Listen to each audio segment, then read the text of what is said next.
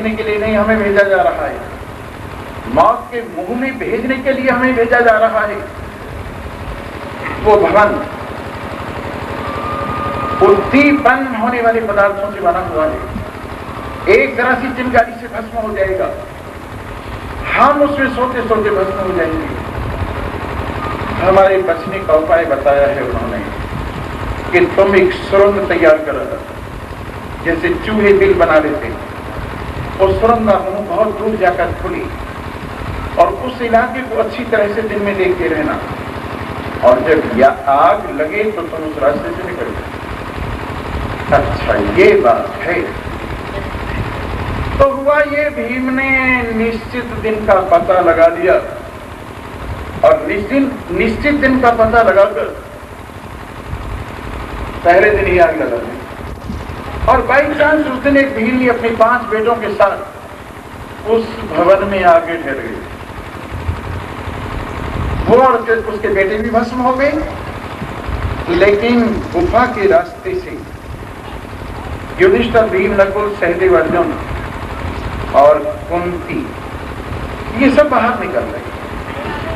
आपको आश्चर्य होगा, भीम ने मां को पीठ पर बिठाया, 2 भाइयों को कंधे पर बिठाया, 2 भाइयों को गोद में लिया और इन 5 को उठाकर जंगल के रास्ते से दौड़ते दौड़ते दौड़ते दौड़ते चले गए।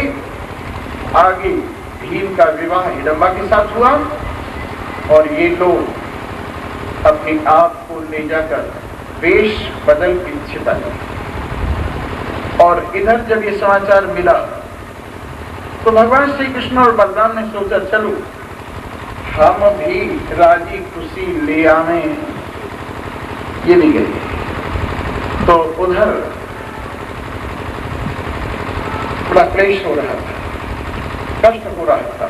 भीष्म, कृपाचार्य, विदुर, गांधारी, द्रोणाचार्य, सबको बराबर दुख था, सब रो रहे थे। तो ये वहां पहुंचे और जाकर उनको संतुष्ट किया। और इधर भगवान श्री कृष्ण बलराम दुल्हन चले गई। अक्रूर ने प्लान बनाया, अक्रूर और कृतवर्मा ने, अरे कृष्ण भगवान तो यहाँ है नहीं, चलो इस मणि को हम ही क्यों ना हरण कर लेंगे। बढ़िया चीज जो होती है खतरनाक होती है, जिसके पास हो बेचारे का उसका सदा हुलिया टाइट हुआ रहता है। तो उन्होंने कहा चलो छीन लेते, और उन्होंने सत्राजित को मारकर स्यमंतक मणि को छीन लिया और उसको लेकर चल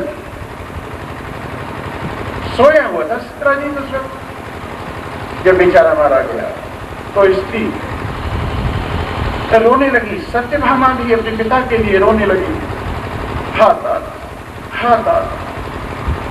तेल की नाव में लाश को रखा गया और इधर भगवान श्री कृष्ण और बलराम हस्तिनापुर से वापस आए और देखा कि हमारे ससुर जी मारे गए हैं। तो बलराम और कृष्ण दोनों नरलोक की लीला दिखाते दिखाते कहने लगे, हो बड़े दुख की बात है, हाय बड़ा बुरा हुआ है, हमारे साथ जो अनाचार हुआ है।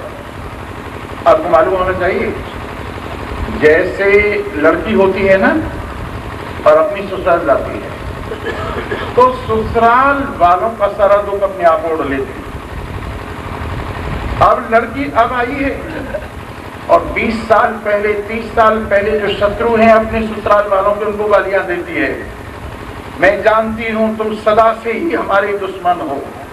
कल तो आई है और कहती है तुम 20 साल से 50 साल से हमारे पीछे पड़ रहे हो। भाई इसी पर खेल संसार का चल रहा है। तो भगवान श्री कृष्ण ने भी अपने ससुर के घरवाली के दुख को अपना ही दुख समझा, खूब रोई और खूब रोने की लीला की। तो पता चला मणि कौन ले गया है? शतधन्वा ले गया है। और साथ में अक्रूर और कृतवर्मा भी हैं। कहने लगे अच्छा तुम ले गए हो। तो बस उन्होंने इसको मारने का प्रयास किया शतधन्वा को, क्योंकि कृतवर्मा और अक्रूर उसी के यहां मणि छोड़ के आगे भाग गए। इस प्रकार भगवान श्री कृष्ण जाकर शतधन्वा को मारी, लेकिन देखा मणि वहां भी नहीं मिली है। तो पता लगा कि आगे चली गई है मणि। फिर उन्होंने उनका पीछा किया। पीछा करने पर खैर मणि उनको मिल गई और अक्रूर और कृतवर्मा दूर दूर भाग गए। मणि लाके दे दी, लेकिन फिर पता चला अक्रूर के बिना अकाल पड़ गया है। चलो कोई बात नहीं, फिर से बुला लेते हैं। मना के कहने लगे चाचा जी जो हो गया सो हो गया, शमन तक मणि मिल गई है, आप चिंता न करो, वापिस आ जाओ। और ये तो गलती सलती सबसे हो जाती है। इस प्रकार उनको बुला लिया और अक्रूर भी विराजमान आनंद से हो गए। भगवान श्री कृष्ण का भी कलंक तो धुल गया। एक दिन पांडवों को देखने के लिए फिर भगवान श्री कृष्ण हस्तिनापुर पहुंचे और वहां जाके देखा तो पांडव जीते जागते विराजमान हैं और द्रौपदी का विवाह हो गया है उनके साथ। इनके साथ में साथी भी गए हैं। बड़े प्रेम से इनका पांडवों ने अभिवंदन किया, बड़ा आनंद रहा। और भगवान श्री कृष्ण ने कहा कि नाचरितम श्रेयो न वेदाहम अधीश्वर योगेश्वराणाम दुर्दर्शो यन्नो दृष्ट कुमेधसाम। कि प्रभु हमने कौन सा ऐसा शुभ आचरण किया है? हे अधीश्वर, हे योगेश्वरों के ईश्वर, आप कुबुद्धि वालों को, जो मन वाली बुद्धि है, उनको दर्शन नहीं देते, लेकिन आप हमें बराबर दर्शन दे रहे हैं। प्रभु आपकी बड़ी कृपा है। हे विभु, आप कृपा करके आनंद हमें देते रहिए अपने दर्शन के द्वारा। भगवान श्री कृष्ण और बलराम कुछ दिन वहीं रहे और एक दिन रथ पर बैठकर अर्जुन के रथ पर, जिसकी ध्वजा पर बानर बना हुआ है, और अर्जुन ने भी गांडीव धनुष उठा लिया। अक्षय, जो क्षय नहीं होता ऐसे बाणों वाला तोड़ भी उठा लिया। भगवान श्री कृष्ण ने भी अपनी अस्त्र शस्त्र उठा लिए और कहने लगे चलो आज शिकार खेल के आते। जंगल में बहुत सी व्याघ्र देखी, सूकर देखी, महिष देखी, रुरु देखी, सर्प देखी, गवय देखी, गैंडा देखे, हरिण देखे, और इन सब को शिकार करते करते भूख प्यास से दोनों थक गए। एक जगह जल देखा, जल उन्होंने पिया। बड़े प्रेम से एक कन्या वहां दिखाई। तामासा दिवरारोहान सुदिजान रुचिराननाम पपृच्छ प्रेषत सख्या फाल्गुना प्रमोदताम। उसको देखकर ये बड़ी सुंदर जंघाओं वाली है, बड़ी सुंदर दांतों वाली है, बड़े सुंदर मुख वाली है। भगवान कृष्ण पूछने लगे जरा देखना भाई कौन है ये? अर्जुन ने पूछा का तुम कस्यासी शोष्योणी कुतोसी किंच कीर्तसी, कौन हो? हे परम सुंदरी, हे परम सुंदर मुख वाली, क्या चाहती हो? लगता है तुम पति की तलाश कर रही हो।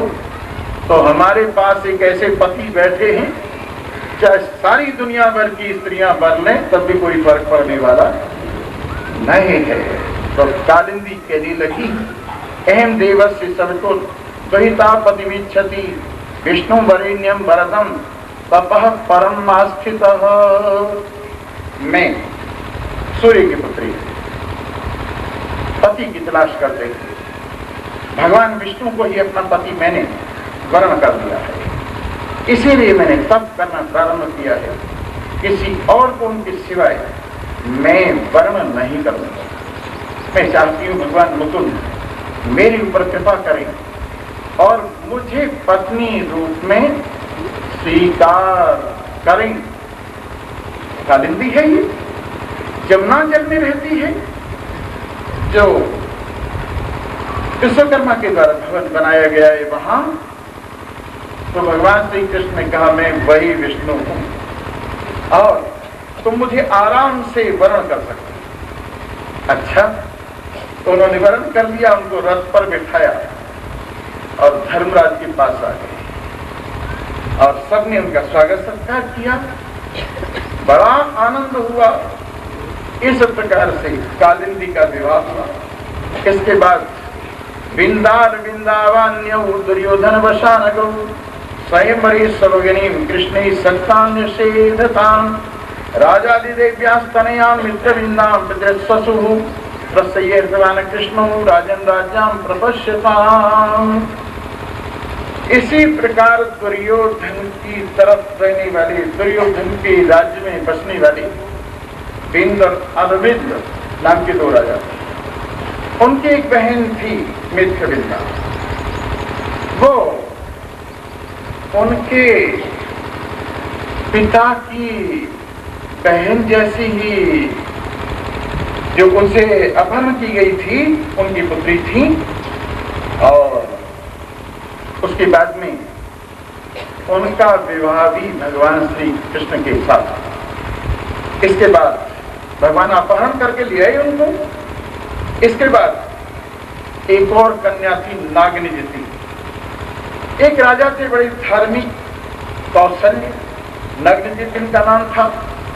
उन्होंने 7 गो, वृष, बिजात, वृषभ पाले हुए, बड़े तीक्ष्ण सिंह उनके। और उन्होंने ये प्रतिज्ञा की हुई थी, जो इन 7 बैलों को नाथ देगा उसको मैं अपनी कन्या का विवाह करूंगा। भगवान श्री कृष्ण गए वहां, बड़ा स्वागत सत्कार हुआ और कहा कि ये प्रभु कैसे आए हैं? तुम्हारी बेटी से ब्याह करने आए। लेकिन बड़ी कृपा की आपने, मैं तो विवाह कर ही देता आपको देखकर, लेकिन मैंने एक प्रतिज्ञा की हुई है। ये 7 सांड जो है ना, इनको जो बेच देगा बस उसको हम अपनी कन्या दे दें। उन्होंने कहा ठीक है, कोई बात नहीं है। भगवान उतर पड़े मैदानी जंग में और उधर सांड छोड़ दिए गए 7 के 7। तो भगवान श्री कृष्ण ने एक एक करके सींग पकड़ते गए और सबको नाथते गए। जब 7 नाथ दिए तो बड़ा विस्मित हुआ राजा और अपनी कन्या को उन्होंने विवाह करके बड़ा आनंद मनाया। इस प्रकार शंख, भेरी, गीत, बाजे वगैरह सब बजने लगे और बड़े सुंदर वस्त्रों से अलंकृत करके अपनी बेटी को भगवान को सौंप दिया। और 10,000 गाय बड़े सुंदर सुंदर आभूषणों से सजी हुई, 3 सहस्त्र युवती माने दासी, जो सुंदर सुंदर गले में हार पहने हुई, ये सब, और 9,000 हाथी, और ऐसे ही रथ उन्होंने बहुत से प्रदान किए, घोड़े प्रदान किए और बड़े ठाट बाट से विदा किया भगवान श्री कृष्ण को। इस प्रकार मद्राधिपति की लक्ष्मणा नाम की कन्या थी।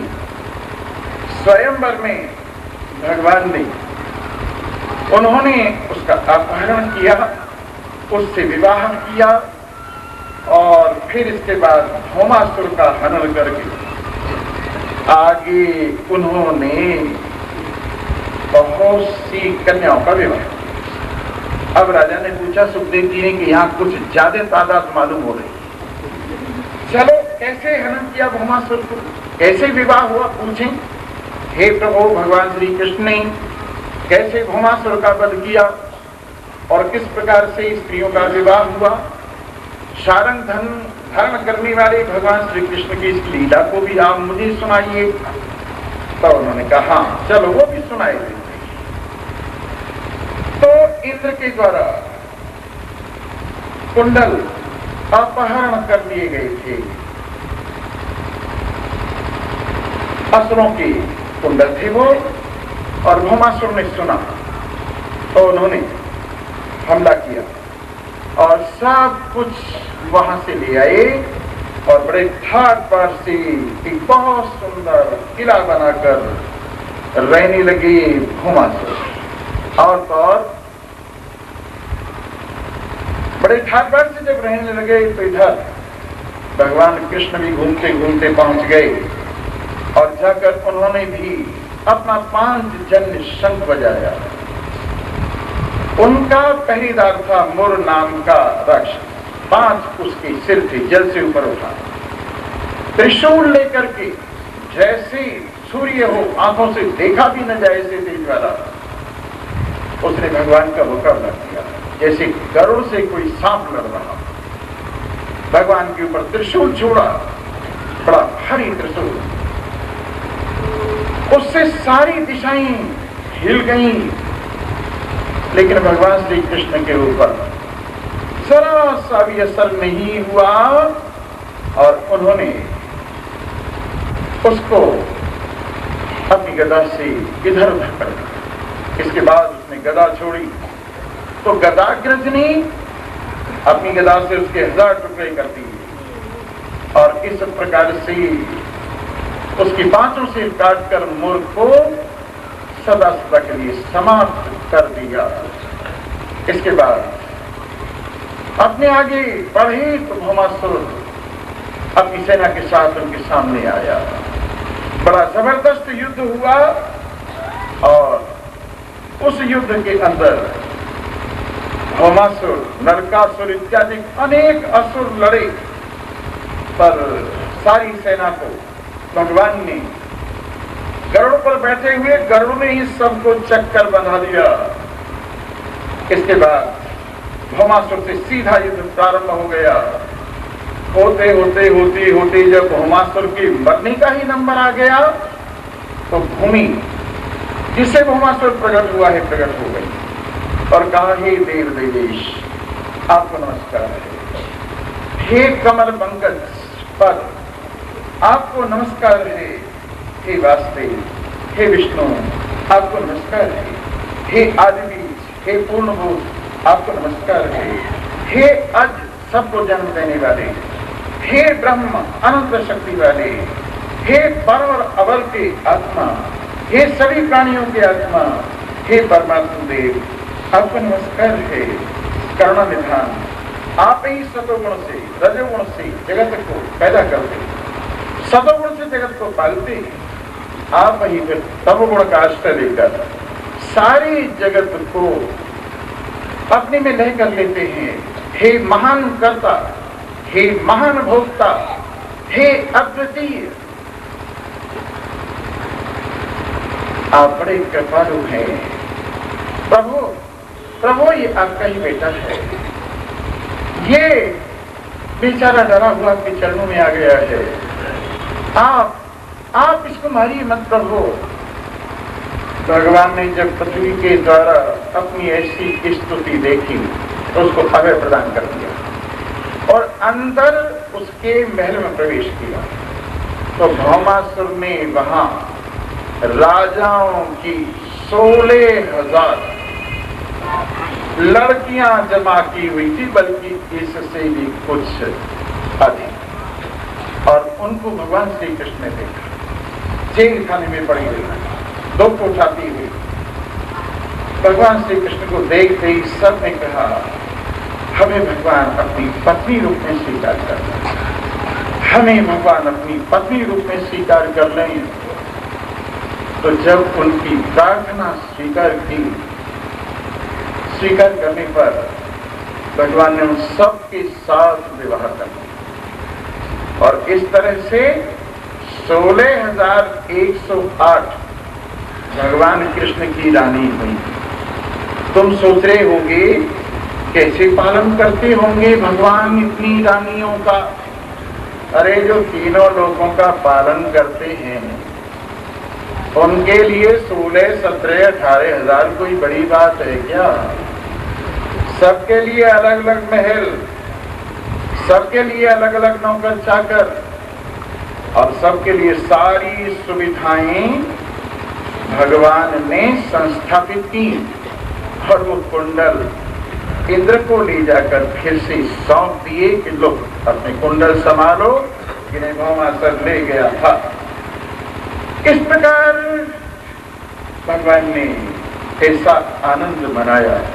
एक बार तो ऐसा हुआ, भगवान विराजमान थे अपने महल में, सुखपूर्वक उनकी सेवा हो रही थी और उस समय भगवान आनंद ले रही थी। तो जब रुक्मिणी भगवान की सेवा कर रही थी तो भगवान ने कहा, राजपुत्री सीता भूपैर लोकपाल विभूति भी मान भावै श्रीमद्भी रोपदारी बलोर्जितैः तान प्राप्तान अर्थिनो हित्वा चैत्यादीन स्मर्तुर्मदान दत्ता भ्रात्रा सपित्रा च कस्मान्नो बवृषि समान। हे राजपुत्री, थोड़ा मजाक करने की, हास करने की बात आ गई और फिर अगर थोड़ा बहुत लड़ाई झगड़ा न हो और हास परिहास न हो तो घरवाली और घरवाले के प्रेम का पता नहीं लगता। सोने वालों, कभी कभी नौक झोंक होती रहनी चाहिए, ज्यादा लड़ाई नहीं करनी चाहिए, सीमित होनी चाहिए। अति का भला न बोलना, अति की भली न चुप, अति का भला न बरसना, अति की भली न दुख। इसलिए अति की लड़ाई मत करना कि सारे दिन लड़ते झगड़ते ठुक्का फजीती करते रहो। ऐसे पर कभी कभी होना चाहिए जरा सी बात। तो भगवान श्री कृष्ण को भी सूझ गया। बता, राजपुत्री, बड़े बड़े राजकुमार तुम्हें चाहते थे, तुमसे विवाह करने के लिए स्थल कर आए हुए। उनके पास लक्ष्मी, उनके पास राज्य, उनके पास रूप, उनके पास उदारता, उनके पास बल, उनके पास यौवन, उनके पास सब कुछ तो था। और तुम्हारे भाई, तुम्हारे पिता, वो भी शिशुपाल जैसे राजकुमार को तुम्हें देना चाहते। लेकिन तुमने हमसे शादी क्यों की? हम तो कोई राजा नहीं है, उग्रसेन के अधीन रहने वाले हैं, गरीब और गरीब निवास हैं हम, दीन और दीन वत्सल हैं। हमारे पास कुछ नहीं है और कुछ नहीं वालों को ही प्रेम करते ही। तुमने तुम्हारा क्या साथ, तुम राजा की बेटी और हम गऊ चुगाने वाले, कैसा तुमने सुना होगा। तो तुमने हमारे साथ जो तुम्हारे समान नहीं क्यों विवाह कर दिया? हम तो राजाओं के डर से भागकर यहाँ समुद्र में आके छिप गए हैं। बलवान लोग हमसे द्वेष करते हैं ऐसे क्योंकि हम नृत्य आसन पर नहीं बैठ सकते, हमें शाप लगा हुआ है। तो इस तरह से हे देवी, हम न तो इस लोक में पूजित और न परलोक में हमारे पास कोई पहुंचता। निष्कंचना वयम सस्वं निष्कंचन जनप्रियः तस्मात् प्रायेण नायाज्ञा मां भजन्ति सुमध्यमी। हम निष्कंचन, हमको कुछ चाहिए नहीं और न चाहने वालों के द्वारा ही हम प्यार किए जाते हैं। और खास तौर से धनवान तो देवी हमें कोई एक आध ही प्यार करता होगा, नहीं तो निर्धन ही हमें ज्यादा प्यार करते हैं। हमारे चारों ओर गरीबों का ही डेरा रहता है, गुणहीन ही भिक्षु लोग ही, मांगने खाने वाले लोग ही हमारी तारीफ करते हैं और वही हमारे चारों ओर छाए रहते हैं। तो आपने ऐसे सुंदर सुंदर शाल, जरासंध, दंतवक्र इत्यादि के राजाओं को छोड़कर हे वामोरु हमारे साथ विवाह क्यों किया?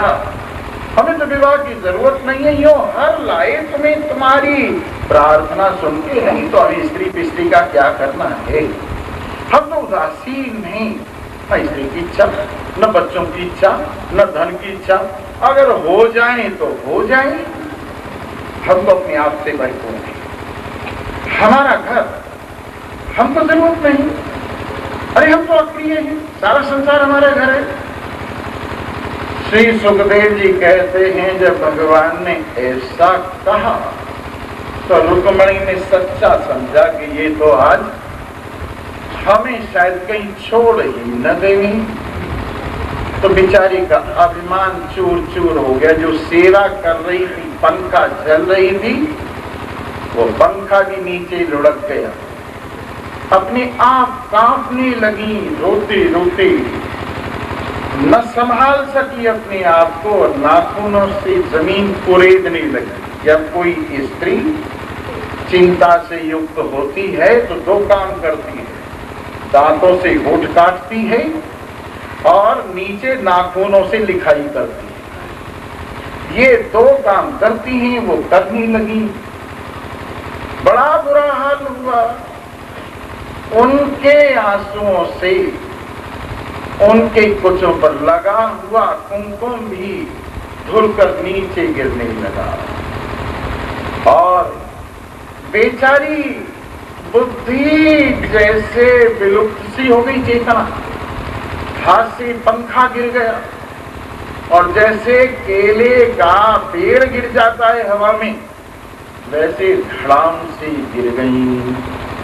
भगवान श्री कृष्ण ने सोचा ये तो मजाक ही बहुत महंगा पड़ गया। देखकर और उनके हृदय में अपने प्रति ऐसा प्रेम देखकर, हंसी में भी ऐसी उनकी हालत देखकर करुणा से कांप उठाकर पलंग पे रखा, केसों को संभाला, मुंह पर हाथ फेरा, नेत्रों को खोला। धीरे धीरे धीरे धीरे उनको चेतना आई। भगवान कहने लगे, मामा बेदर्दी असूरी था, जानी का मत परायणम, तदवचः श्रोतुकामीना शैल्याचरिता मंगनी। अरे विदर्भ देश की राजकुमारी, भीष्मक कन्या, मैं तो वैसे ही मजाक में देखूं क्या कहती। तुम्हारे शब्द सुनने के लिए, तुम्हारे वचन सुनने के लिए मैंने मजाक कर दिया यूं ही। अरे तुम तो बुरा मान गई, तुम तो बिल्कुल हे सुंदरी दुखी हो गई। अयम ही परमो लाभो गैसु गृह वेदना प्रिया धीरुभामिनी। अरे हम लोगों के लिए, गृहस्थियों के लिए घरवाली तो सुख है, और क्या है बात। जब इधर उधर से घूम के आते और घरवाली ठंडे पानी का लोटा देती है और बड़े प्रेम से दो बात करती है और स्वागत करती है, तो गृहस्थी को, गृहस्थ का मजा आ जाता है, जीवन सफल हो जाता है। और जिस घर में इतना भी न मिले, डंडा लिए खड़ी हो, आते ही चप्पल प्रहार करे, बुरे बुरे शब्द कहे, बेचारा वहां मर खप के आया और घर में ऐसे स्वागत हुआ, इस घर से तो अच्छा हरिद्वार में आए और साधु बाबाओं में शामिल हो जाए। किस काम का घर है जिसमें घर वाली स्वागत न करे, थोड़ा सा मुस्कुराहट भी न मिले, थोड़ा सा ठंडा पानी भी न मिले। तो गृहस्थियों का तो यही लाभ है। हमने तो ऐसे ही तुमसे मजाक कर दिया। तो रुक्मणी ने कहा, अच्छा ये बात है, तब वास्तविकता तो ये है। मैं आपके मुकाबले की कहा, आपकी महिमा अपार है। हे तीनों लोगों के अधिपति, हे करुणा निधान, ये संसार के लोग जिन्होंने संसार के पद पदांतर पाए हुए हैं, मतलब आपका मुकाबला कैसे कर सकते हैं दीनानाथ। हे प्रभु, लक्ष्मी भी आपके चरणों का सेवन करती है, हमारी जैसों के लिए भला कहाँ जगह है। और सत्वं समस्त पुरुषार्थमय फलात्मा यद्वांछया सुमतयो विसृजन्ति कृष्णं तेषां विभो समुचितो भवतः समाज पुंस स्त्रिया स्थिरतयो सुख दुःख दुःखिनोर्ना। समस्त पुरुषार्थ जिसे सिद्ध होते हो आप ही, धर्म अर्थ काम मोक्ष जिससे सिद्ध होते हैं वो आप ही, श्रेष्ठ बुद्धि वाले सब कुछ छोड़कर आपके ही शरण में होते हैं। हे करुणानिधान, हे त्रिलोकीनाथ, आपके चारों जिन लोगों का समाज रहता है उन लोगों को संसार की इच्छा नहीं, संसार के गुणों से पार हुए हुए हैं। आपको और आपके भक्तों को भला इस स्त्री पुरुष संबंधी सांसारिक सुख से भला कहां चाह रखी हुई है, जिन्होंने दंड परित्याग कर दिया है, जिन्होंने मन से भी किसी को दंड देना स्वीकार नहीं किया, जिन्होंने वाणी से किसी को दंड देने के लिए कुछ शब्द प्रयोग करने छोड़ दिए, जिन्होंने शरीर से किसी को दंड न देने का व्रत लिया है, ऐसे लोग ही आप तक पहुंचते हैं प्रभु। हे करुणानिधान, भला ये संसार के लोग जिनको अभिमान है, जिनकी आयु काल रोज खा रहा है, कल को एक श्वास का भी जिनको पता नहीं है, लेकिन जो अपने सामने किसी को कुछ नहीं समझते, ऐसे अभिमानी आपके यहाँ भला कैसे पहुंच सकते हैं।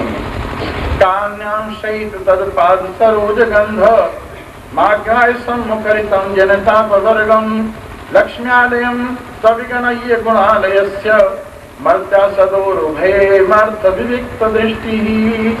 आपको छोड़कर आपके चरण कमलों की गंध को सूंघने वाले भला कहाँ जाएंगे प्रभु। हे करुणानिधान, हे लक्ष्मी जिन चरणों में निवास करती है, हे गुणों के आले निर्गुण मर्त प्राणी, भला आपके सिवाय कहाँ उनको शांति मिल सकती है। इसलिए हे प्रभु, आपके चरणों में भला हमारी जैसी स्त्रियां पहुंच जाएंगे, थोड़ी बात है प्रभु, ये आपकी कृपाई है। हे अम्बुजाक्ष, मैं तो यही चाहती हूँ मेरी रति आपके चरणों में बनी रहे। करुणानिधान, सदा आपकी अनुकंपा हमारे ऊपर बनी रहे। हे मधुसूदन, कन्याओं के लिए अम्बा का वरदान आपकी प्राप्ति के रूप में मिला करता है, हमें मिला प्रभु। हमने आपको स्वीकार किया, आपने हमें स्वीकार करके प्रभु धन्य धन्य कर दिया। इस तरह से करुणानिधान आपकी अपार महिमा है। हमने दूत भेजकर जैसे ही आपको बुलाया आप तुरंत आ गए, आपने हमको कष्टों से पार उतार दिया। इस प्रकार भगवान ने रुक्मणी की जब ये शब्द सुनी तो बड़े खुश हुए। ऐसे घर गृहस्थ में पक्के फंसे हुए से, पर जरा सा भी मन जिनका घर गृहस्थ में नहीं है, ऐसे लीला कर रहे हो। इस प्रकार हर एक स्त्री से 10-10 बेटे भगवान श्री कृष्ण को। कितने कितने बेटे, कितने हो गए? 1,60,000।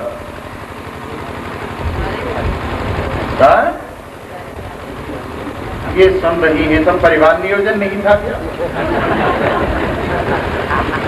सब परिवार नियोजन नहीं था, सब आबादी के लिए, रक्षा के लिए संतान चाहिए थी। इस प्रकार भगवान श्री कृष्ण ने इतना बड़ा परिवार अपना उत्पन्न किया और 10-10 पुत्र, खास तौर से उनके नाम दिए हैं। जो 8 उनकी महारानियां हैं, उनके 80 नाम तो थोड़े से बानगी रूप से गिना दिए हैं भगवान श्री कृष्ण ने, और बाकी तुम सुखदेव जी ने, बाकी तुम अपने आप नाम याद कर लेना, रख लेना, जैसी तुम्हारी मर्जी। अब आगे की बात महाराजा परीक्षित पूछते हैं। बाणस्य तनयामूषाम् उपये में यदुत्तमा तत्र युद्धम अभूत् घोरम हरिशंकरयोर्महत् एतत् सर्वं महायोगिन् समाख्यातुं तमर्हसि। हे प्रभु, भगवान श्री कृष्ण के पोते का विवाह बाणासुर की लड़की पूषा से हुआ, ऐसा हमने सुना। वहां पर भगवान शंकर का और कृष्ण भगवान का बड़ा युद्ध हुआ। बाणासुर तो लड़ा ही, उनकी ओर से शंकर भगवान भी लड़े। अब कृपा करके वो लीला और हमें सुना दो, आपकी बड़ी कृपा। कहते हैं अच्छा, हम तो सुनाने के लिए बैठे हुए। श्री सुखदेव जी ने कहा, बलि के पुत्रों में सबसे बड़े पुत्र बाणासुर, और बाणासुर 100 पुत्र थे उनके, सबसे बड़ी बाणासुर। उधर तो बलि ने भगवान वामन को सारी पृथ्वी दान कर दी और पाताल देश में जाकर भगवान की कृपा से अब तक निवास कर रहे हैं। और वहीं दरवाजे पर वामन भगवान भी उन्होंने खड़े कर दिए हैं। उन्हीं परम धार्मिक, परम आस्तिक बलि के पुत्र बाणासुर शिव के भक्त हुए।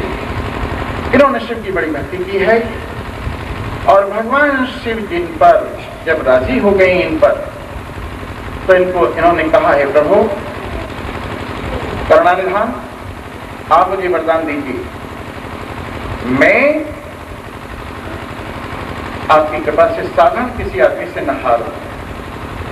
1000 मेरी भुजाएं हैं, करुणा निधान ये किसी के सामने न झुके और आप मेरी ओर से कोई आपत्ति हो तो युद्ध करें।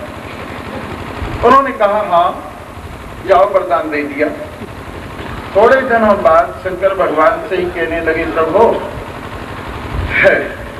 कोई लड़ने को मिल तो रहा नहीं है, मेरी ये 1000 भुजाएं पूजा हो रही है, इनमें कोई लड़ने को नहीं मिल रहा, आओ आप ही हमारे साथ 2-2 हाथ कर लो। कहने लगे, वाह दुष्ट, जिससे नीच बड़प्पन बारा, प्रथम प्रकट सोता है न सारा, नीच आदमी पर स्वभाव। जिससे बड़प्पन पाते हैं पहले प्रकट होकर बड़प्पन पाकर उन्हीं को नष्ट कर। जैसे अग्नि से धुआं ऊपर उठता है, लेकिन वही ऊपर जाता है तो जल बंद करके अग्नि को ही बुझाने का प्रयास करता है। वैसे ही ये भी भगवान शंकर से भी, जिनसे सब कुछ पाया है, लड़ने की तैयारी कर रहे, लड़ने के लिए कह रहे हैं। भगवान कहने लगे, अरे दुष्ट, चिंता न कर, तेरे से लड़ने के लिए अवतार दे दिया है भगवान ने, थोड़े दिन में युद्ध होगा, तू चिंता न कर। भगवान शंकर का आदेश सुनकर ये वापस घर में आ गए। इनकी लड़की ही उषा थी। इन्होंने रात में एक स्वप्न देखा। उस स्वप्न में एक बहुत सुंदर पुरुष उनके साथ उनका रमण हो रहा है, और इतने में रमण की निवृत्ति पर स्वप्न टूट जाता है, तो कहीं भी वो पुरुष दिखाई नहीं देता। कहाँ है, कहाँ है मेरे कांत प्रियतम, कहाँ है? अपनी सखी कुंभांड की पुत्री चित्रलेखा, जो उनके प्रधानमंत्री की पुत्री है, वो उनकी सखी है। उसने पूछा, क्या बात है, क्या तेरे मन में है? कहने लगे, क्या बताऊं मैं, एक स्वप्न में पुरुष देखा है, कमल सदृश में, हल्का सा श्याम रंग, पीले वस्त्र पहने हुए, लंबी भुजाएं। स्त्रियों का मन स्वाभाविक उधर दौड़ कर जाता है। रात स्वप्न में मुझे दिखाई दिए। उन्होंने अपना अधरामृत पान करके मुझे स्वप्न में कृत किया है। मैं उन्हीं से शादी करूंगी, एक बार उनके दर्शन मुझे करा दो। चित्रलेखा कहने लगी, कोई बात नहीं, मेरे पास ऐसी विद्या है कि सबके फोटो तेरे सामने रखूंगी तो पहचान लेना। तो उन्होंने चित्र बना बनाकर देवताओं के, दैत्यों के, सबके चित्र उनके सामने रखे। मनुष्य में जब नंबर आया, भगवान बलराम और कृष्ण के चित्र उनके सामने उपस्थित किए। प्रद्युम्न का चित्र आया जब, तो वो लज्जित हो गए। फिर जब प्रद्युम्न के पुत्र अनिरुद्ध को बनाकर उन्होंने चित्र में उपस्थित किया उनके सामने, कहने लगी बस सखी यही है, इसी ने मेरे मन का अपहरण किया है, इसी से मैं मिलना चाहती हूं। और उन्होंने कहा चिंता न कर, ये भी काम हम कर देंगे। और पलंग पे सोए सोए प्रद्युम्न को अपनी सिद्धि से उठाकर लाकर उसके पास रख दिया कि ले, इसको तू चाह रही थी ना, ये वही है ना। बस इधर प्रद्युम्न की, अनिरुद्ध की भी आंखें खुली और उन्होंने देखा सुंदर राजकुमारी को अपने संग। उनका मन भी अपहरित हो गया। इस प्रकार दोनों बहुत दिनों तक आराम से उसी महल के अंदर छिपे छिपे खेलते रहे, कूदते रहे, आनंद मनाते रहे। के बाद पालों को कुछ भनक सी पड़ी। उन्होंने बाणासुर को जाके कहा, प्रभु आपकी बेटी का चाल चलन अच्छा नहीं, कुछ गड़बड़ हो गई है, कोई महल में आ गया है, हमें लगता है कहीं तुम्हारी कन्या दूषित न हो जाए। कहने लगे अच्छा ऐसी बात है, चलो फिर देखते हैं, घेर लो चारों ओर से उस महल को, उस कमरे को घेर लिया गया। जब बाणासुर ने हमला किया तो ये भी अपनी ओर से खूब लड़े, खूब लड़े, खूब लड़े, लेकिन अकेले क्या करते, आखिर को पकड़े गए। और उन्होंने कहा अच्छा तुम हो हमारी बेटी के पास, हमारे मान मर्यादा लज्जा को नष्ट करने वाले तुम कौन हो। उन्होंने कहा हम भगवान श्री कृष्ण के पोते हैं और यहां पर लाए गए ही आए नहीं हैं।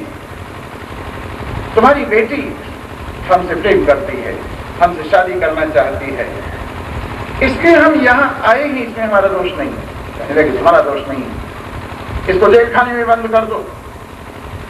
जब उनको बंद कर दिया कारागार में, तो इधर भगवान श्री कृष्ण को पता चला कि वहां 4 महीने बीत गए, पर हमारे पोते साहब पता नहीं कहां हैं। तो नारद जी ने सारी बात सुना और कहा प्रभु वो वहां कारावास में बंधा पड़ा है। अच्छा कैसे, बाणासुर के यहाँ। अच्छा चलो फिर सब के सब तैयार हो गए, पूरी उनकी सेना तैयार हो गई और जाकर हमला बोल दिया। और उधर शंकर भगवान जी के साथ बाणासुर भी तैयार हो गया। डाकिनी, साकिनी, पिशाचिनी, बैताल इत्यादि सब के सब उनके साथ थे। भूत प्रेत ये सब साथ थे शंकर भगवान के। और बाणासुर भी अपनी फौज को लिए हुए भगवान कृष्ण के साथ युद्ध करने में तत्पर हो गया। दनादन होने लगी सब ओर से। 500 धनुष लिए हुए 1000 भुजाओं, जिससे 100 बाण एक एक बार में चले। हमला कर दिया कृष्ण भगवान के ऊपर बाणासुर ने। और उधर भगवान शंकर से बलराम इत्यादि लड़ रहे हैं। और जैसे ही भगवान ने उसके अभिमान से भरी हुई भुजाओं को काटना शुरू कर दिया, देखते देखते देखते देखते सारी भुजाएं काट दी, बस 4 रही। इतने में उसकी मां कोटरा नग्न होकर के अपने पुत्र के प्राणों की रक्षा के लिए भगवान के सामने आ गई और कहा प्रभु मेरे पुत्र को बख्शिए, कहीं गड़बड़ न हो जाए। और इधर भगवान शंकर ने अपना बुखार छोड़ दिया और सारी फौज को बुखार चढ़ गया। भगवान कृष्ण ने भी फिर वैष्णव बुखार छोड़ा, ज्वर, और उससे शंकर भगवान का बुखार उतर के भाग गया। दोनों तरफ से बड़ी लड़ाई। भगवान कृष्ण ने सोचा चलो सांप मरे न लाठी टूटे, एक बाण ऐसा छोड़ा कि शंकर भगवान को नींद आ गई और उनकी सेना भी सो गई। और इधर जब बाणासुर के ऊपर बनी, त्रिशरा के ऊपर बनी, तो सब के सब भयभीत हो गए, भयभीत हो गए। और इधर भगवान शंकर ने उनसे कहा प्रभु आप परम ज्योति स्वरूप हैं, आप छिपे हुए ब्रह्म, वेद में विराजमान अमर भक्त आपको देख सकते हैं। हे गगन सदिश, आपकी महिमा अपार है, करुणा निधान। चंद्र आपका मन है, सूर्य आपके नेत्र हैं, एम आपका आत्मा है, समुद्र आपके जठर हैं, रोम आपकी औषधियां हैं, और पेड़ पौधे सब, ये बादल ये आपके केश हैं। हे करुणा निधान प्रजापति, आपके हृदय हैं। हे सब लोगों को, 7 भुवन नीचे के 7 भुवन ऊपर के सब आप में विराजमान हैं। हे आदि पुरुष, हे ज्ञान स्वरूप, हे निर्विकार, हे समस्त माया के गुणों को प्रकाशित करने वाले। जैसे सूर्य अपने तेज से दिखाई नहीं देता, वैसे आप अपनी महिमा से साधारण आदमी को दिखाई नहीं देते। लोग तो समझते हैं सूर्य अंधेरे में दिखाई नहीं देता, दोपहर को अपनी तेज से भी दिखाई नहीं देता। वैसे भगवान भी अपनी महिमा का जगत के रूप में जब प्रकाश करते हैं, अपनी महिमा का माया के रूप में जब प्रकाश करते हैं, अपनी महिमा का अविद्या के रूप में जब प्रकाश करते हैं, तो भगवान अपने ही तेज से आप छिप जाते हैं। इस प्रकार प्रभु आप महान महिमाशील हैं, आप भक्तों के लिए अनन्य धन हैं, चराचर जगत की आत्मा हैं। प्रभु मैंने इसको अमर होने का वरदान दिया हुआ है, आप इसे मत मारिए। उन्होंने कहा शंकर भगवान आप ठीक कहते हैं, आपने अमर कर दिया तो हमने भी अमर कर दिया। और पहले हम प्रहलाद को,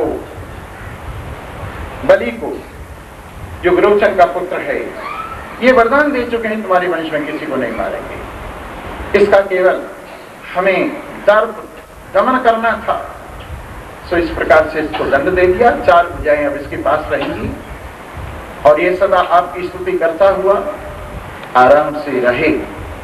इस प्रकार अनिरुद्ध की उषा के साथ शादी हुई और भगवान श्री कृष्ण और शंकर का ये विचित्र युद्ध हुआ, ये आपने श्रवण किया। एक दिन की बात है, यदु कुमार, सांब, प्रद्युम्न, चारुभानु, गद इत्यादि खेलते खेलते खेलते खेलते एक कुएं के नजदीक पहुंचे। वहां उन्होंने गिरगिट देखा कुएं के अंदर।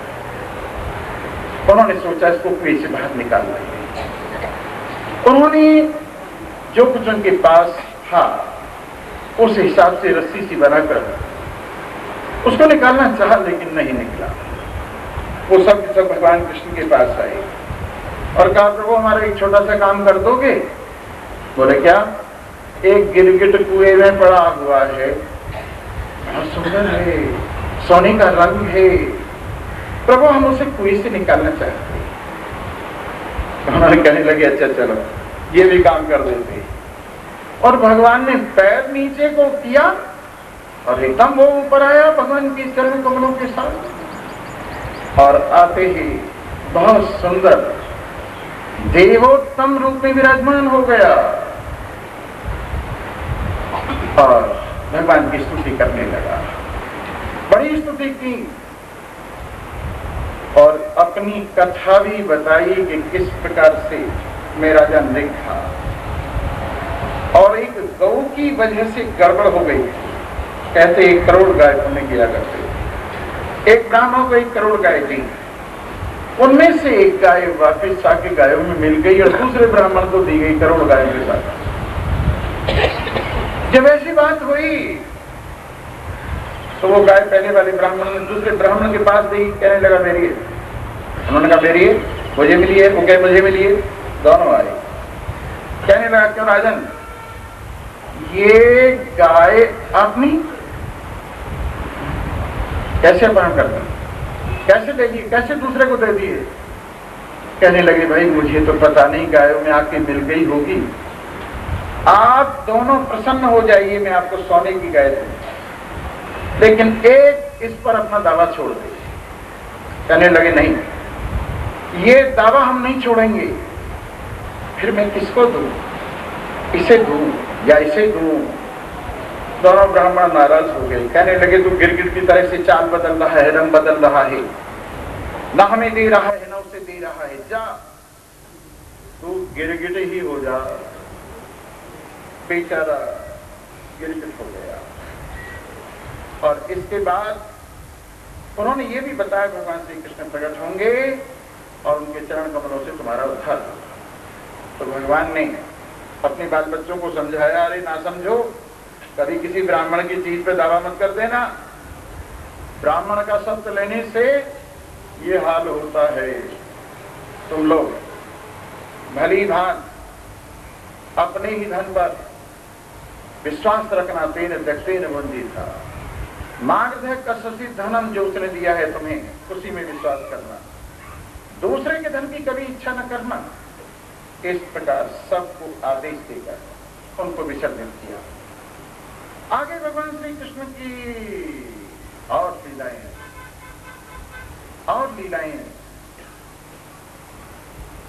आगे होती हैं। एक बार बलभद्र जी ने सोचा, बहुत दिन हो गए नंद जी को नहीं मिले, यशोदा जी को नहीं मिले, कृष्ण भगवान को तो इतनी घरवाली फुर्सत ही नहीं मिली, चलो अपने ही अकेले हुआते हैं, कोई बात नहीं है। भगवान कृष्ण को कहा चलो वृंदावन चलने का विचार है, गोकुल चलने का विचार है, चलो नंद जी के दर्शन करा में, यशोदा जी आदि कुछ पूछा में। गोपियां हमारा इंतजार कर रही हैं, प्रतीक्षा कर रही, उनसे भी थोड़ा मिला नहीं। कहने लगे भैया मुझे तो फुर्सत नहीं है, बहुत काम धंधे हैं, और पता नहीं क्या बात है, अच्छे काम में अड़ंगे ज्यादा लगती। कथा सुनने वालों को कईयों को मैंने कहा भाई आ जाना कथा सुनने के लिए, स्वामी जी आएंगे जरूर, पर बीच में एक अड़ंगा है, 4-5 दिन बाद आएंगे। दूसरे तीसरे चौथे पांचवें कईयों से मैंने कहा, पर सबके बीच में अड़ंगे थे और मैं उन्हें यूं कहता, सबको धन की थैलियां मिलेंगी, गंगा जी के किनारे पर धन बांटा जाएगा, आ जाओ। सारे अड़ंगे दूर हो जाते, एक से एक आगे, एक से स्वामी जी हमको दो, स्वामी जी हमको दो, स्वामी जी। ये संसार का हाल है। भगवान ने भी अपने घर गृहस्थी के 100 फजीते बलराम जी के सामने, भैया मैं तो नहीं जा सकता, तुम जाओ। कहने लगे अच्छा भैया मैं ही जाता हूँ। सुंदर रथ पर बैठकर बलराम जी चले, पहुंचे वृंदावन में, ब्रज में आए, वहां नंद जी से मिले, यशोदा से मिले, वो दोनों बड़े प्रसन्न हैं। इतने दिनों बाद आज तुम्हें हमारी सुधाई है और तुम्हारा भाई तो आया ही नहीं है। अजी उसको बहुत से काम धंधे थे, मुझे ही भेजा है, उन्होंने कहीं आ गया। अरे तुम भी हमारे लिए वही हो, हमारे मन में क्या तुम्हारे लिए कोई द्वैत भाव थोड़ा ही है।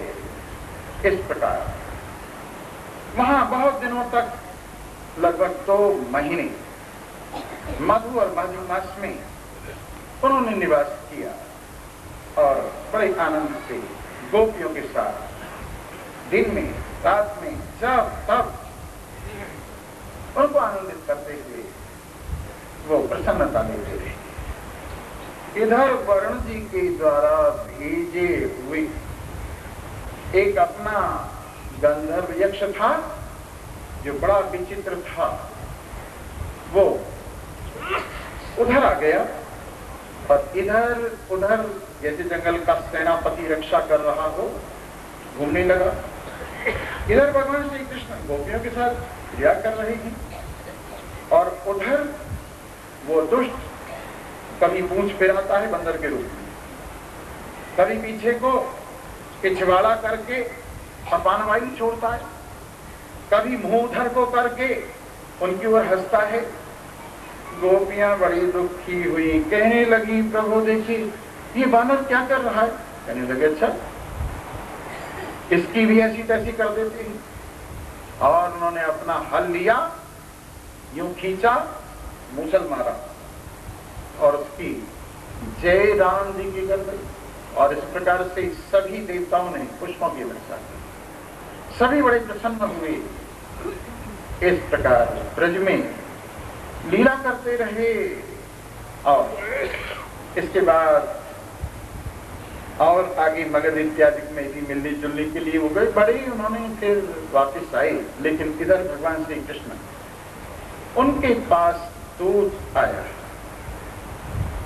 और दूत ने आके उनको कहा, हे वासुदेव आप जगत की रक्षा के लिए प्रकट हुए हैं। जैसे ये लड़कियां पकड़ी हुई थी वैसे जरासंध ने बहुत से राजाओं को कैद किया हुआ था। उनकी कैद में पड़े पड़े वो बड़े दुखी हो रहे थे और उन्होंने ही दूत भेजा था। उन्होंने आके सब कुछ सुनाया और एक बात और सुनाई, कथनम तदुपाकर्ण्य पौंड्रकस्य अल्पमेधस। एक पौंड्रक का दूत बीतने में आया था और उसने आके कहा, अरे वासुदेव तुम वासुदेव नहीं है, वासुदेव मैं हूं।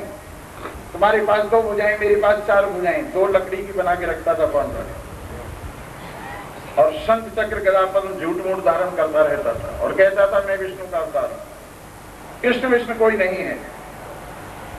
और इस प्रकार उसने दूत को कहलवाया, अगर तू असली कृष्ण है तो मेरा मुकाबला कर। जब ऐसी बात सुनी तो उन्होंने कहा अच्छा कोई बात नहीं है, चलो चलते हैं, हम देखेंगे उसको काशी में जाकर। तो भगवान कृष्ण दूत को भी साथ ले लिया, चल तू भी हमारे साथ, हम भी चलते हैं। और गए और पौंडक को जाके कहा, पौंडक पहले ही तैयार बैठा था, कहा कि आ हमारे सामने आ। तू अपने आप को शंख चक्र गदा पद्म नगरी धारण करके विष्णु समझता है।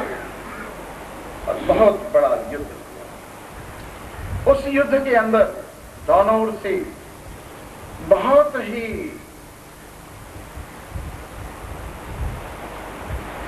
एक प्रकार से खूंखार युद्ध हुआ।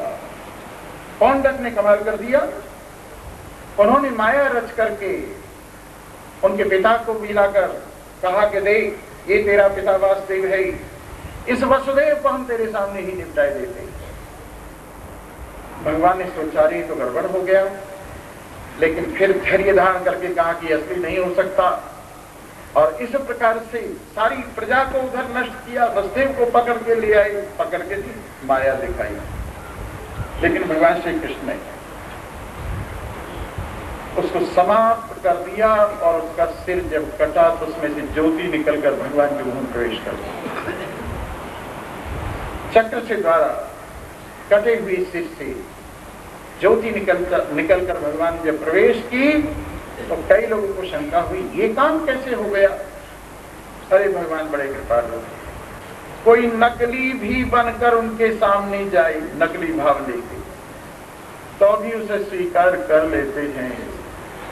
ऐसे त्रिलोकी नाथ है।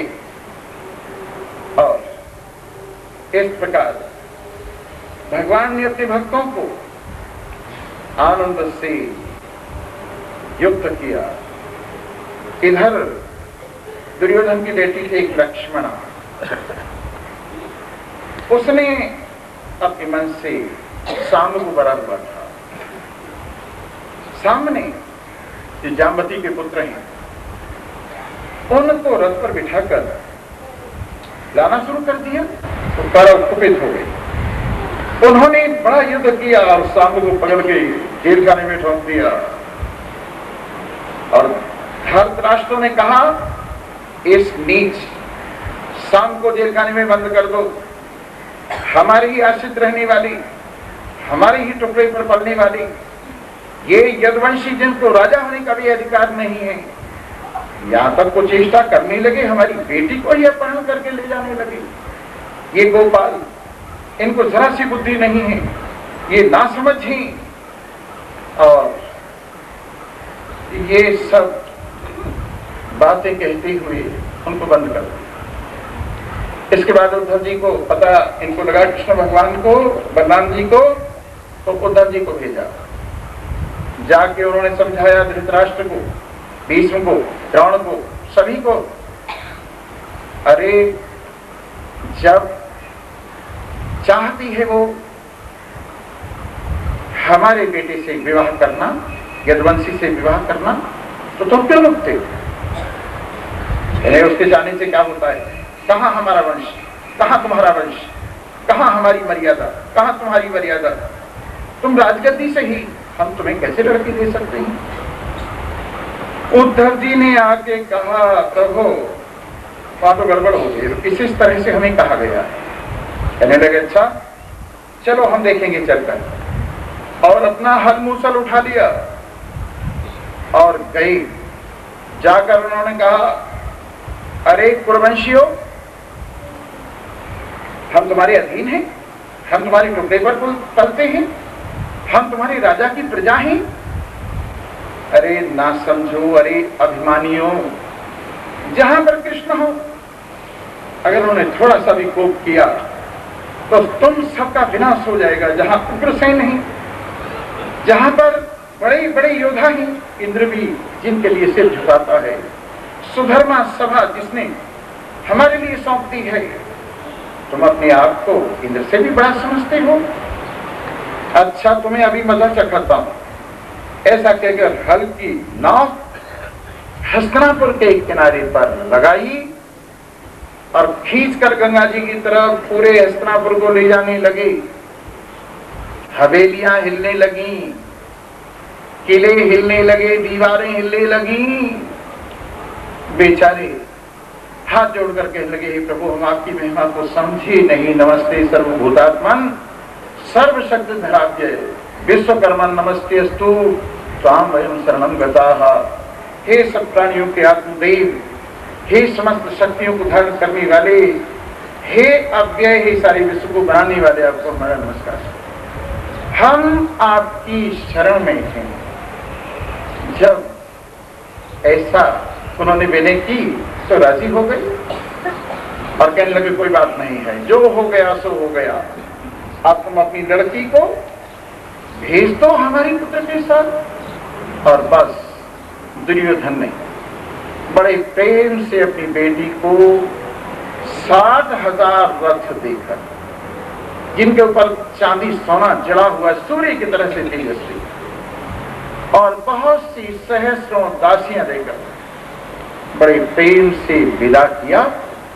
और इधर हलायुध अपने यहाँ द्वारिका में आई। आज भी ये जो हस्तिनापुर है गंगा जी की तरफ थोड़ा सा झुका हुआ है। इस प्रकार श्री सुखदेव जी कहते हैं, इसके बाद नरकम नेहतम श्रुत्वा तदोर्वाहं च योषितां कृष्णेनैकेन बभीनां ददृक्षु स्म नारदः।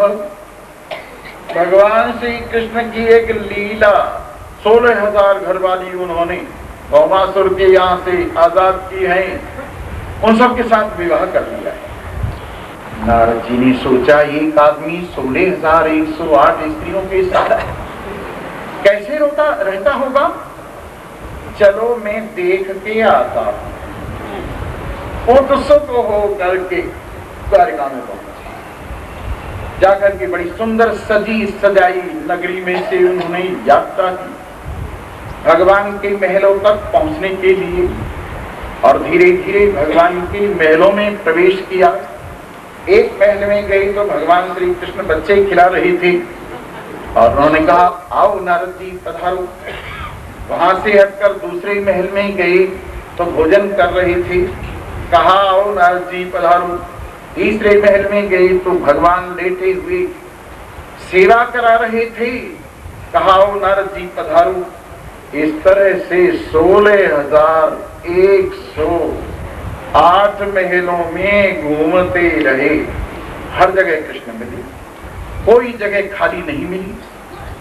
देखकर बड़ी आश्चर्यचकित हुई और भगवान को कहने लगे, प्रभु देख लिया, हे प्रभु आपकी इस माया को कौन जान सकता है? आपके चरण कमलों में जिसका प्रेम है वही इस माया को जान सकता है। प्रभु मैं आपको नमस्कार करता हूँ। मैं तो खो गया था, मैंने सोचा इतनी स्त्रियों को एक साथ कौन रख सकता है। इस प्रकार नारद जी वापिस चले गए और सबको कह दिया, हाँ ठीक है, 16,108 घर वाली है, मैं देख के आया हूँ। सबके साथ रह रही हैं, सबके साथ लीला कर रहे हैं, कई बच्चे खिला रहे हैं, कई भोजन कर रहे हैं, कई नहा धो रहे हैं, कई ब्राह्मणों का सत्कार कर रहे हैं, कई साधुओं का सम्मान कर रहे हैं। मैं सब जगह देख के आया हूँ, भगवान ऐसे विराजमान हैं। इस तरह से भाई भगवान श्री हरि बड़े प्रसन्न से आनंद से लीला कर रहे हैं। इधर वो दूध की बात जो चल रही थी ना, जरासंध के जो राजा ने भेजा था, वो दूध अब आए और उन्होंने आके सारी बात सुनाई।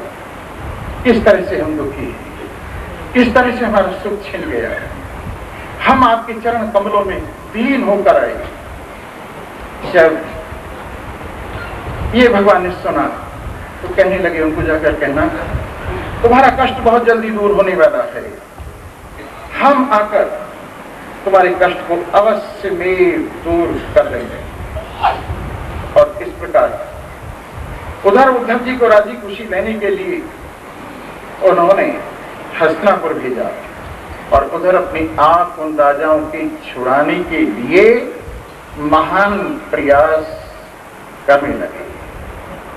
इस प्रकार ये लीलाएं चलती रहीं और शाम को फिर और भगवान की लीलाएं आपको सुनाई जाएंगी और उन लीलाओं के माध्यम से भगवान की महिमा आपके सामने रखी जाएगी। इन्हीं शब्दों के साथ सभी महात्मा समुदाय को नमस्कार करते हुए आप सभी का धन्यवाद करते हैं, जो दूर दूर से आकर जिन्होंने कथा सुनी है। और इस कथा को आप शाम को 3-3:15 बजे आकर फिर से सुनेंगे। और कल की कथा और है आज शाम की, तो ये कथा आप अवश्य में सुनिए, आपको परम कल्याण की प्राप्ति होगी, आपका जीवन आनंदित होगा और आप कल्याण को प्राप्त करेंगे। इन्हीं शब्दों के साथ सबका धन्यवाद है। सर्वे भवन्तु सुखिनः, सर्वे सन्तु निरामया, सर्वे भद्राणि पश्यन्तु, मा कश्चित् दुःखभाग् भवेत्। ओम शांति शांति शांति। कृष्ण भगवान गोविंद जय जय गोपाल जय जय गोविंद जय जय गोपाल जय राधा रमण हरि गोविंद जय जय राधा रमण हरि गोविंद जय जय गोविंद जय जय गोपाल जय जय गोविंद जय जय गोपाल जय जय राधा रमण हरि गोविंद जय जय राधा रमण हरि गोविंद जय जय गोविंद जय जय गोपाल जय जय गोविंद जय जय गोपाल जय जय राधा रमण हरि गोविंद जय जय राधा रमण हरि गोविंद जय जय गोविंद जय जय गोपाल जय जय गोविंद जय जय गोपाल जय जय राधा रमण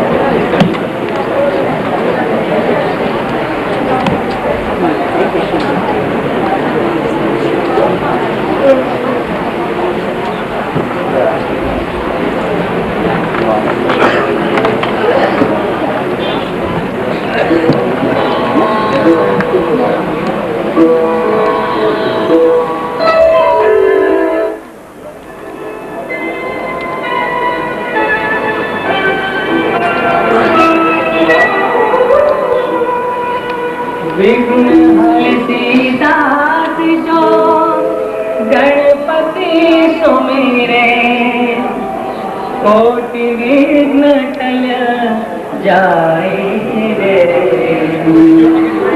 वेद पुराण कथा से मन